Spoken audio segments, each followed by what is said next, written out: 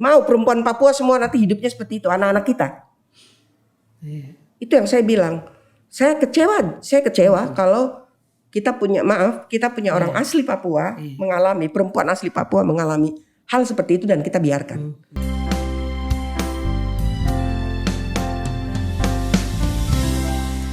Shalom, jumpa lagi dengan kami di podcast P3W Suara Perempuan untuk Semua. Di episode kali ini kami menghadirkan satu tokoh perempuan spesial. Untuk itu kami akan masih berbincang-bincang tentang hak perlindungan anak. Telah hadir di sini Ibu Nur Aida Duila SH yang akrab disapa Ibu Nona. Apa kabar Ibu Nona Duila? Baik, selamat siang semuanya. Ya, baik. Ibu Nur Aida Duila SH, sehari-harinya beliau bekerja untuk isu pendampingan hukum bagi perempuan dan anak di Papua. Mungkin terlebih dahulu Ibu Nona bisa sapa-sapa penonton dan pendengar kami di luar sana sambil memperkenalkan lembaganya juga. Oke, baik. Selamat siang semuanya. Saya Nur Aida Duila, biasa dipanggil Ibu Nona Duila atau Kakak Nona, biasa dipanggil seperti itu. Saya Direktur LBH Apik Jayapura. Kami berdiri sejak tahun 2017, 1 Maret 2017. Sampai hari ini sudah hampir 4 tahun ya, 5 tahun. Sudah 5 tahun. Isu kami memang fokus ke perempuan dan anak. Dan pendampingan itu biasa litigasi maupun non litigasi, seperti itu. Baik, saya ingin kasih satu berita begini. Berita Kompas per 18 Januari 2022. Menyebutkan bahwa Papua darurat kasus kekerasan seksual terhadap anak. Hal ini diungkapkan oleh sejumlah lembaga bantuan hukum yang menangani kasus-kasus kekerasan seksual terhadap anak. Bahkan menurut laporan LBH Apik, di tahun 2020 terdapat 9 kasus. Kemudian di tahun 2021 terdapat 12 kasus. Dengan rentang usia antara 6 sampai 16 tahun. Sementara itu LP3AP sendiri di tahun 2020 menangani 3 kasus kekerasan seksual. Dan di tahun 2021 menangani 4 kasus. Nah, di bulan November ini ada momen khusus di bulan November, yaitu kampanye 16 hari anti kekerasan terhadap perempuan yang akan berlangsung dari tanggal 25 November sampai dengan puncaknya 10 Desember. Puncak hari HAM internasional.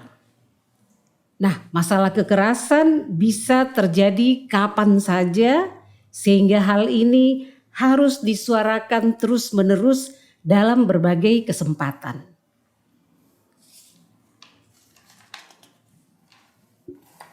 Podcast P3W Suara Perempuan untuk Semua mulai menyuarakan hal ini karena kami ingat bahwa anak itu sangat dekat dengan ibu perempuan. Sehingga perempuan dan anak itu menjadi satu paket. Ya. Untuk itu sejak episode 11 yang lalu dan kini kita masuk pada episode 12 dan mungkin beberapa episode ke depan menjadi momen pra kegiatan kampanye 16 hari anti kekerasan terhadap perempuan. Kita sebenarnya tidak ingin mengalami kejadian kekerasan di dalam keluarga kita. Seperti data yang tadi dibacakan. Tetapi paling tidak lewat podcast P3W Suara Perempuan untuk Semua, di episode kali ini kita mengetahui apa yang harus kita lakukan ketika keluarga kita mengalami kejadian ini.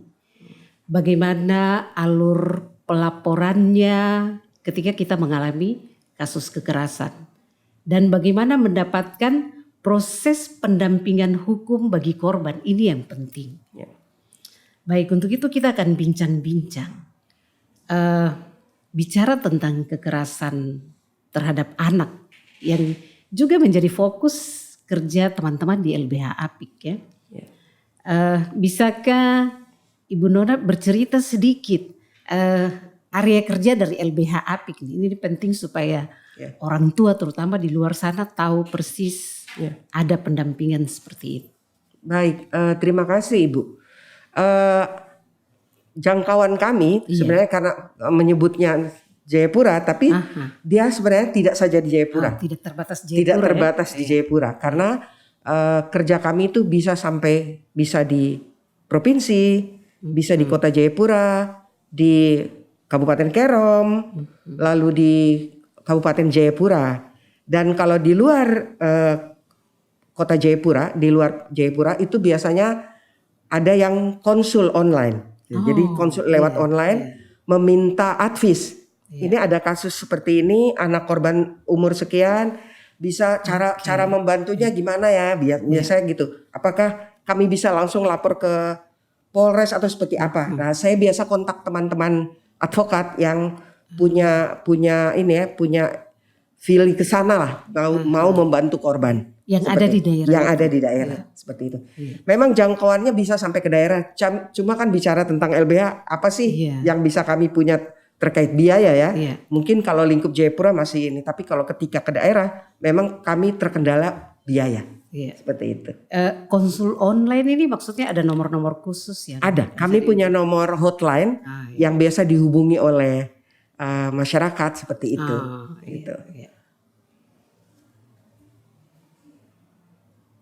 Baik, kalau kita bicara tentang anak dan perlindungannya, ketika anak itu mengalami kekerasan, maka sebenarnya anak punya hak untuk dapat perlindungan. Sebelum kita sampai di pendampingan hukumnya nih, harus ada kasus yang sebenarnya dilaporkan ya. Nah ini kira-kira bagaimana nih alur pelaporan supaya Bapak Ibu di luar sana mereka tahu kalau misalnya mengalami kejadian seperti ini, bagaimana caranya? Oke. Bicara tentang kekerasan terhadap anak, baik itu anak perempuan maupun anak laki-laki, seperti itu biasanya orang tua, biasa kalau di kasus KS ya, kekerasan seksual, orang tua sudah terlebih dahulu malu untuk melaporkan, seperti itu. Padahal kita harus berpikir bahwa efek yang akan timbul ketika proses itu tidak ada kepada anak sebagai korban itu sangat besar, sangat berat buat hidup dia. Itu. Jadi harus ditanamkan dalam diri setiap orang tua ketika anak mengalami kekerasan, baik itu kekerasan seksual, kekerasan fisik, tolong ada lembaga yang bisa membantu. Ada. Contoh kalau untuk di kepemerintahan kan ada P2TP2A. Di kabupaten. Kabupaten ada, Kabupaten Jayapura ada P2TP2A-nya, Kerom ada P2TP2A-nya, lalu kota P2TP2A-nya ada, provinsi ada UPTD PPA provinsi. Seperti itu. Dan di daerah-daerah semua ada P2TP2A-nya. Itu satu. Kemudian mengapa kami anjurkan kalau ada kasus itu harus dilaporkan? Karena anak itu harus didampingi sejak awal, baik proses hukumnya maupun pemulihan psikososial anak. Betul, itu yang penting ya. Ya, itu yang sangat penting. Baik anak sebagai korban maupun anak sebagai pelaku atau sebagai saksi. Mereka dari awal butuh pendampingan. Tidak bisa kita bilang hanya anak korban saja yang boleh didampingi, tidak. Pelaku pun harus ada pemulihan, gitu. Anak-anak ya, pelaku anak. Mengapa? Anak, karena mereka supaya tahu bahwa mereka ini sebenarnya yang harus kita lindungi, gitu. Dari awal ya kita lindungi, jaga mereka seperti itu. Proses hukum tetap jalan, tapi pemulihan pun bersamaan dengan proses hukum. Seperti itu. Iya, itu kalau jalan berdampingan itu maksudnya yang orang atau lembaga yang sedang mendampingi itu yang sekaligus Ya, jadi untuk contoh. hukumnya, untuk psikisnya juga. Oke. Ya. Kalau LBH Apik, Iya. kami mendampingi hukumnya ya, Oh, iya. pendampingan litigasi atau non litigasinya. Nah, ketika kami melihat bahwa korban membutuhkan pendampingan psikososial, pemulihan psikososial, kami menghubungi teman-teman di YP2MP. YP2MP itu Yayasan Pendampingan dan Pemberdayaan Masyarakat Papua. Itu kantornya di Kota Raja. Di Kota Raja. Di Kota Raja, di Furia. Biasa teman-teman itu kalau kami hubungi mereka sigap gitu. Mereka ya walaupun mungkin kita bicara psikolog mungkin agak susah, tapi teman-teman ini menyediakan konselor. Jadi awal itu konselor duluan yang menangani seperti itu. Berarti nanti akan sampai ke psikolog juga ya? Ya, kalau di Polda itu psikolognya sendiri ada. Gitu. Oh, kalau di Polda. Di Polda ada psikolognya. Kami biasa dengan YP2MP selalu mendampingi konselornya, tapi juga ada psikolog. Seperti itu. Iya. Tadi kan bilangnya maksudnya di kabupaten itu ada P2TPA-nya. P2TP2A. Tapi kalau proses lapornya maksudnya ketika keluarga mengalami hal seperti ini, apakah dia harus ke maksudnya bagian yang tadi ataukah dia melalui proses polisi dulu? Gini, kalau orang tua ini berani, maaf saya bukan bilang mereka takut, tapi mau mendampingi anak untuk melaporkan ke polisi, silakan, itu lebih bagus. Karena ada di kepolisian kan ada PPA-nya, unit PPA. Tapi biasanya kalau melapor di piket itu langsung mereka bawa ke PPA. Di Polres itu semua ada PPA. Seperti itu di Polres ya, Polres bukan Polsek. Polres. Bukan, Polres. Polres itu ada PPA-nya. Di Polsek itu belum ada PPA-nya. Seperti itu. Karena memang tidak ada penyidik khusus yang disediakan di Polsek. Semua ada di Polres. Seperti itu. Jika orang tua mau mendampingi korban, silakan. Itu lebih bagus. Lebih bagus langsung ke kepolisian. Nanti kalau orang tua merasa bahwa di kepolisian mungkin mereka merasa penerimaannya kurang baik, seandainya kan ada oknum seperti itu. Hubungi P2TP2A, hubungi LBH Apik Jayapura. Kami siap. Gitu. Berarti alurnya nih bisa ini pilihan-pilihan. Jadi bisa langsung ke Polres. Bisa. Ataukah bisa langsung ke TP2A atau bisa langsung ke lembaga LBH, lembaga bantuan hukum. Iya, saya pikir ini hal yang harus orang tua, Bapak Ibu perlu tahu jalur-jalur yang harus dipakai. Jadi kalau misalnya merasa tidak enak harus ke polisi, bisa ada lembaga-lembaga lain yang bisa didatangi. Ya, ada LBH Papua. Oh, LBH Papua juga bisa ya? Bisa ada. Ada LBH Papua, LBH Apik, ada LP3AP, PBH Cendrawasih, PBH Peradi, semua ada. Jadi memang nanti untuk PBH Peradi kan kami memang linknya juga ada. Kan kami juga dari situ. Kami siap. Seandainya ada butuh bantuan, kami siap. Seperti itu. Iya, sebenarnya ada lembaga-lembaga yang siap untuk mendampingi. Tapi saya pikir masyarakat di luar sana yang mungkin tidak tahu tentang semua lembaga-lembaga ini. Jadi kita perlu memberitakannya kepada masyarakat. Betul, Mungkin dalam pikiran masyarakat ketika mengalami hal itu langsung ke polisi. Tapi enggak apa-apa kalau mau langsung ke polisi. Cuma jangan sampai ada yang tidak berani gitu. Ada yang merasa bahwa haknya hilang nanti seperti itu. Kalau yang jelas kalau dia mau langsung ke kami juga enggak masalah gitu. Mau langsung ke polisi juga enggak masalah. Seperti itu. Iya, maksudnya ketika mereka takut untuk ke polisi dengan alasan-alasan mereka sendiri, akhirnya mereka tidak mau untuk melapor kasus itu. Jadi anggap itu mereka diamkan. Nah itu kalau mereka diamkan, lalu ada orang yang mengetahui, semua orang yang mengetahui tentang terjadinya kekerasan, saksi itu dilindungi oleh undang-undang. Jadi mereka berkewajiban mengingatkan kepada orang tua bahwa anak itu harus ada pendampingan hukumnya. Iya. Harus dilaporkan, harus ada proses hukum. Mengapa? Supaya tidak hilang hak-hak dia sebagai anak. Seperti itu. Iya, betul ya. Berarti yang ambil keputusan mau melapor itu keluarganya ya. Ya orang tua biasanya, Iya, tapi orang tua. tapi siapapun yang mengetahui Bisa wajib langsung melapor. Iya. wajib melapor. Cuma ya itu terkadang orang tua merasa malu. Iya. Merasa malu untuk melaporkan, akhirnya dibiarkan begitu saja. Akhirnya si pelaku berkeliaran di mana-mana Betul. Iya. dan bisa saja dia melakukan hal yang sama kepada orang lain. Iya. Seperti itu. Nah, memang butuh pemahaman kepada setiap orang tua Iya. bahwa jangan pernah membiarkan anak korban kekerasan tidak ada proses hukumnya.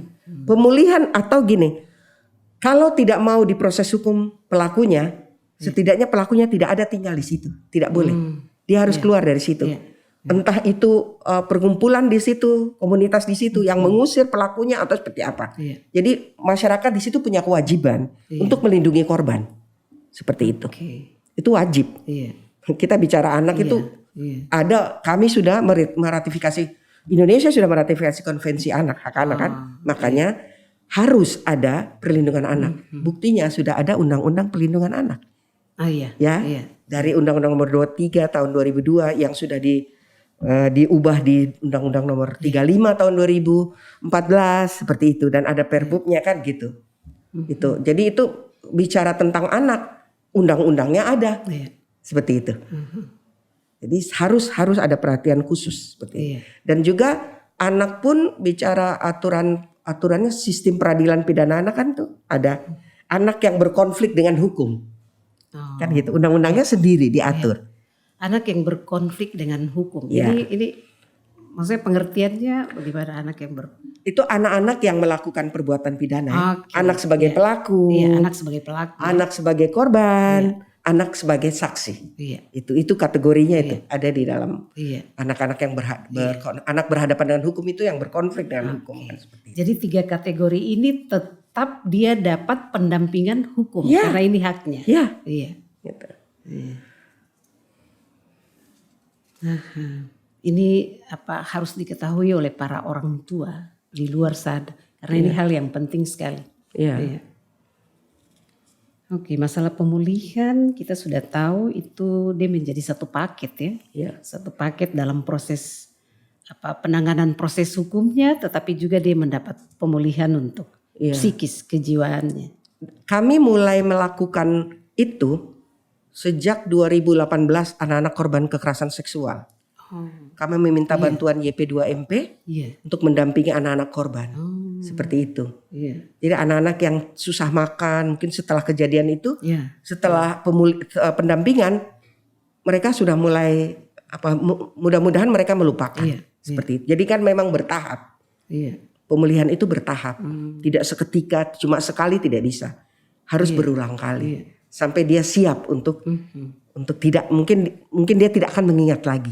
Iya. Kan mereka konselor, psikolog punya cara. Mereka punya cara. Gitu. Iya.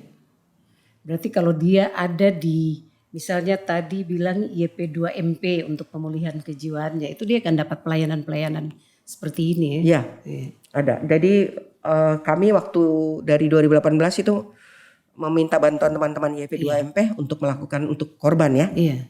Nah, sejak 2000 tahun kemarin ya, 2021 sampai 2022 ini kami menjalankan program Justice Makers Award dari International Bridges to Justice. Ya, itu kami melihat akses keadilan untuk perempuan dan anak yang berhadapan dengan hukum. Iya. Sehingga kerja kami kan langsung ke lembaga-lembaga. Jadi ke Lapas Perempuan dan LPKA. Iya. Lembaga Pembinaan Khusus Anak. Iya. Nah, di sana itu kami melakukan konseling juga seperti itu, dibantu oleh YP2MP. Juga bicara tentang aturan-aturan hukum, kampanye kesadaran hukum kepada warga binaan di Lapas Perempuan dan LPKA. Nah, di LPKA itu sejak bulan Juli, Agustus, September, Oktober, November, Juli. Tahun ini teman-teman YP2MP sudah melakukan konseling pemulihan psikososial. Jadi entah mereka punya cara seperti itu. Jadi bagaimana mengajak anak-anak ini, mereka belajar banyak cara yang dilakukan oleh teman-teman di YP2MP. Jadi membantu pemulihan psikososialnya mereka. Nah untuk lapas perempuan, kami baru mulai bulan ini. Bulan kemarin kami assessment, teman-teman YP2MP assessment. Lalu bulan ini mulai dilakukan pendampingan itu. Jadi pendampingan untuk pemulihan psikososial. Iya. Dan memang Psikososialnya. memang rata-rata itu 80% paling berat di sana LPKA sama ini rata-rata karena narkoba. Iya. Ya kami berpikir bahwa kalau yang untuk anak juga ya. Karena kebutuhan ekonomi kah atau apa ya. Kalau anak-anak tuh lebih karena kurang kasih sayang kalau saya bilang. Maaf, selalu setiap saya bertemu anak-anak saya selalu tanya. Siapa di sini yang setiap hari dipeluk mamanya? Siapa yang tiap hari di sini dipeluk papanya? Anak-anak itu ketika dia membangun, kalau dipeluk, dielus kepalanya, saya yakin tidak ada anak nakal. Yakin sekali. Karena itu membangun hubungan baik antara orang tua dengan anak. Batin. Kalau kita membangunkan mereka dengan cara yang baik, sayang. Mau sekolah enggak? Mau dia umur berapa? Pokoknya di bawah 18 tahun dia adalah anak. Anak masih dalam kandungan sampai umur 18 tahun adalah anak. Jangan menganggap mereka sudah besar dan kita tidak mau memeluknya. Justru pelukan kita, perhatian kita, elusan kita di kepalanya. Itu membuat mereka sadar bahwa oh saya ini disayang sama orang tua saya. Jadi saya tidak boleh nakal. Seandainya nakal juga nakal yang tidak membuat susah dirinya sendiri sebenarnya. Seperti itu. Memang kadang-kadang maksudnya anak yang sudah mengalami hal seperti itu akhirnya dia malu, mungkin untuk ke sekolah pun dia malu. Dia malu. Itu makanya fungsinya di program ini bagaimana pemulihan psikososial itu diharapkan untuk mereka ketika nanti mereka keluar mereka siap. Sosial pun menerima mereka, gitu. Lingkungan mereka menerima mereka, seperti itu. Itu diharapkan apa yang kami lakukan seperti itu. Harapnya ketika mereka keluar mereka siap, seperti itu. Sebelum kita melangkah ke perbincangan kita selanjutnya, mari kita ikuti iklan berikut ini.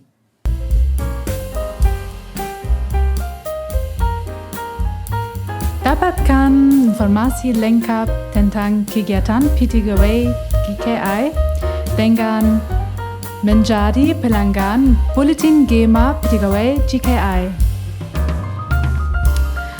Bagi PTGaway GKI di Tanah Papua, jika kesulitan mencari kegiatan seksi dalam PTGaway, mari menjadi pelanggan buku kegiatan Jemaat atau BKJ.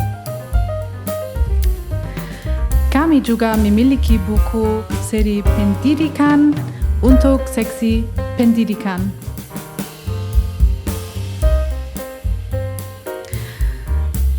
Segera terbit di November 2022, kalender GKI tahun 2023.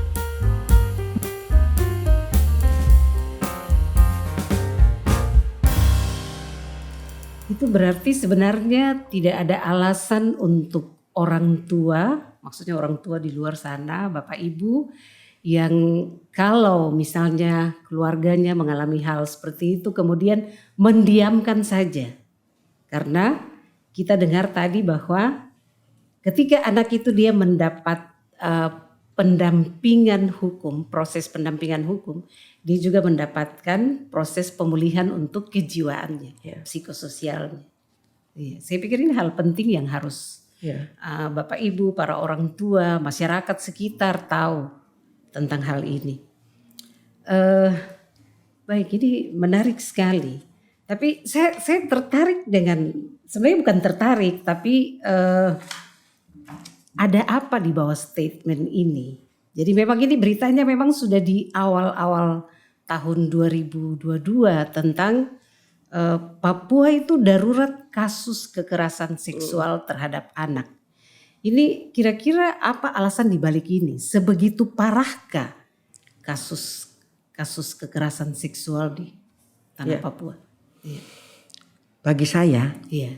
satu anak menjadi korban kekerasan seksual saja itu sudah parah.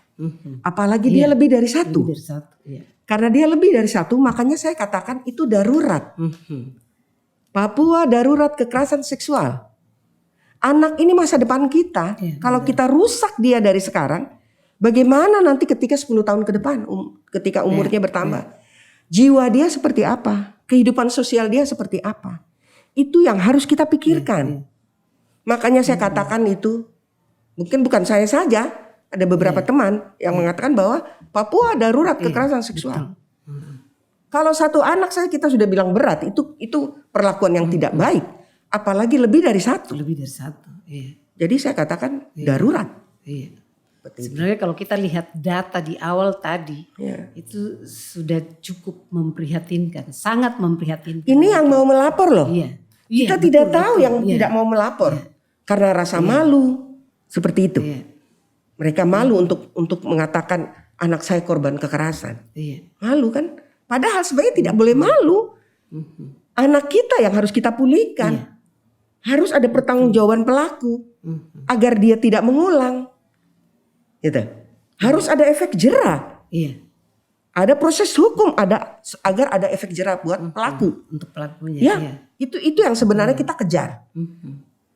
Kok enak sekali anak kok lakukan kayak gitu. Iya. Ini anak loh yang belum pantas. Iya.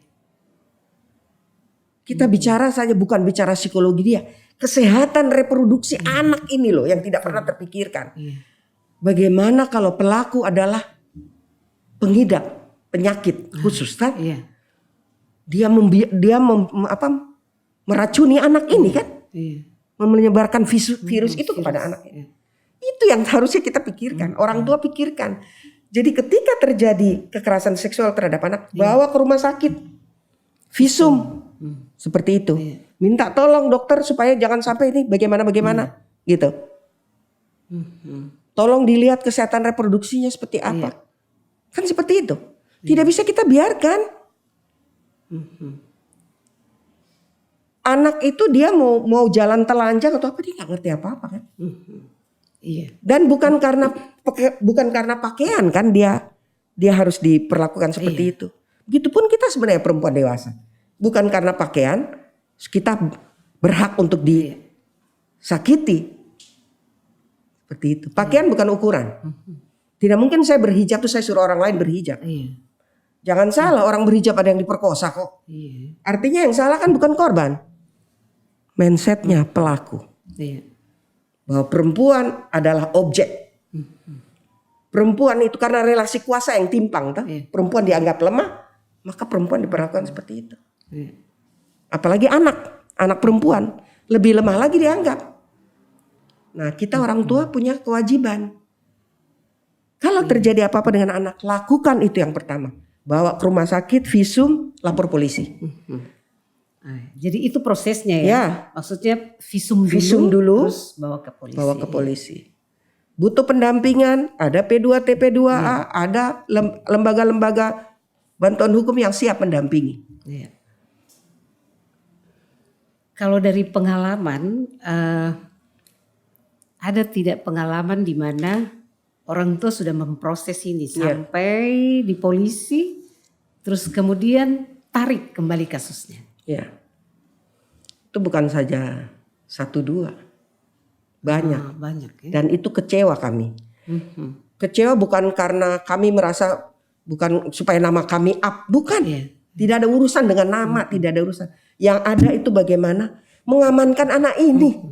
Itu yang tadi saya bilang. Kesehatan dia, psikologi dia, itu yang harus kita pikir. Iya. Kehidupan sosial dia nantinya, itu yang harus dipikirkan. Bagaimana kalau dibiarkan? Iya. Ada loh beberapa yang dibiarkan. Dan kami sudah tidak tahu kabarnya bagaimana. Oh. Itu kasihan. Iya. Kasihan sekali. Iya. Karena biasanya kalau orang tua sudah ambil keputusan begitu, maksudnya teman-teman dari pihak mau memberikan bantuan hukum sudah tidak bisa lanjutkan Tidak bisa, apa-apa lagi. tidak bisa. Oke.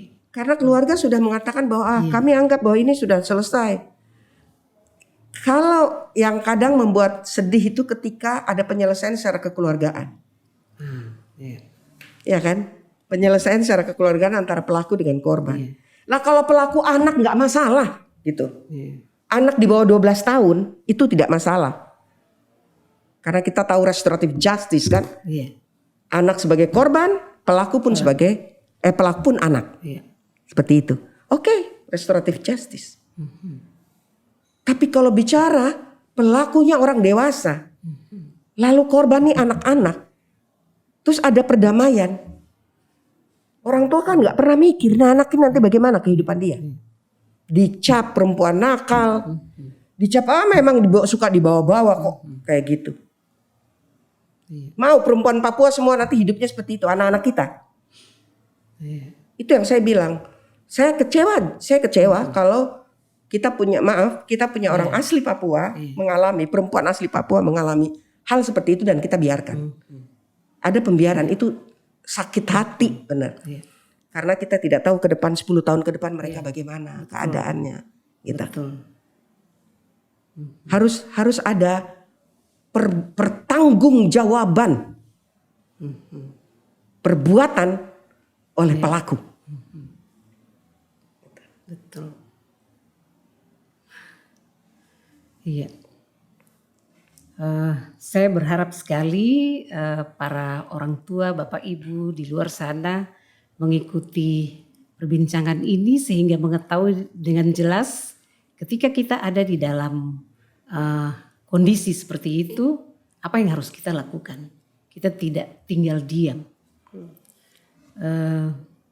Mungkin yang terakhir, Ibu Nona bisa kasih pesan khusus untuk para orang tua terkait dengan tingginya kasus kekerasan seksual terhadap anak.